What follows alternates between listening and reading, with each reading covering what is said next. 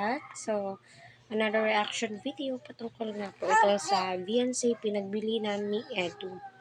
Kalinga Prablitis vlog today. So, ano nga ba yung ipinagbilin ni Edu kay Beyonce? So, napaka-importante po itong mapanood. Kahit sino naman po. Kaya patuloy po natin suportahan si Kalinga Prab, Kuya Val. Huwag po natin skip ang kanilang ads and especially si Kalinga Vlog. So panoorin po muna natin. Kaya sabik na rin na makalipat sina Beyonce sa bago nilang bahay na malilipatan. At habang patagal ng patagal ang samahan nila Edo at Beyonce ay mas lalo naman nakikilala nila ang isa't isa. At naging kampante na rin. So ayan kung mapapansin po ninyo, si Edu ay tila'y magkaedad lamang po sila ni Beyonce. So, titignan yung mabuti. Hindi po halata na itong si Beyonce ay 16 years old. Sila mga kalingap, at si Beyonce ay natuto na rin siyang tumulong na siya lang mag-isa at isa na natulungan niya ang mag-ama na sina Angel. At dahil na rin nasanay na si Beyonce. So, ayan nakakabilib naman po talaga yung ginawa ni Beyonce sa pamilya ni Angel. Di po yun biro. At nagbigay po siya ng 10,000 pesos. Diba? Mapagbigay masyado itong si Beyonce. Kaya nga po, napakaraming blessings ang dumarating sa kanya. Siguro yung mga sponsor nito ay proud na proud po sa ginawa ni Beyonce sa mag-amang Angel. At that time, itong si Angel ay na-confine din po nakakaawa po talaga yung sinapit nila. Sa mga gawaing mahirap ay hindi naman siya nahirapan na tulungan ng mag-ama. Na sina Angel, grabe din talaga ang love team nila Edo at Beyonce kapag nagsasama silang dalawa ay tiyak na mapapasaya ka sa kanilang mga kalingap. At halos wala man talagang nakita si Kalinga Prab na nagbabago ng ugali si Beyonce. Simula pa noon hanggang ngayon, kaya isa sa mga nagustuhan ng mga manunood ay ang love team ni Ed mga kalingap. At halos din may mga kahalintulad sila ni Edo ang kanilang mga ugali. Kaya talagang bagay na bagay sila Edo at Beyonce, kahit pa umano sa totoong buhay ay bagay na maging sila mga kalingap.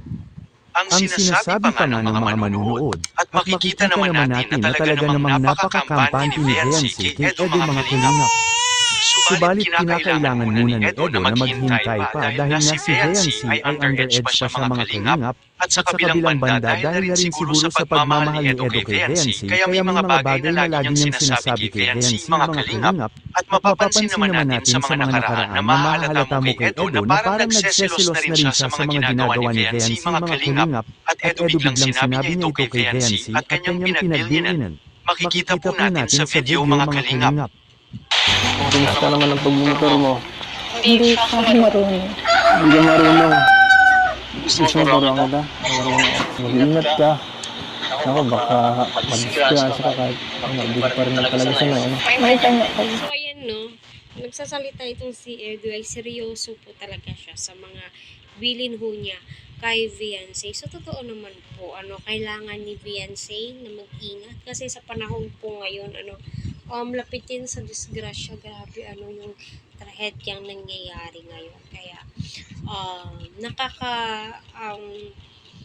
tawag nito, nakakagaan sa loob yung makikita mo yung sinusuportahan mo, like si Eds ay nagbibigay siya ng payo kay Beyonce na kailangan daw pong mag-ingat kasi nga po daw mas importante po talaga yung safety first, di ba? Wala, bakit? Ang pawis niya po. Ang pawis niya. Kaya nga eh.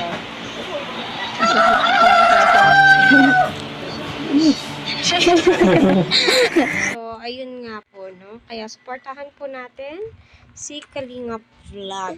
Patungkol nga po dito sa habilin ni Edo sa kanya ay sinabi nga po na mag-ingat sa pagpa-practice ng motor. Although di naman po agad-agad yan matututunan kasi nga alam naman po natin ika nga ni Edo na hindi nga daw po marunong itong si Beyonce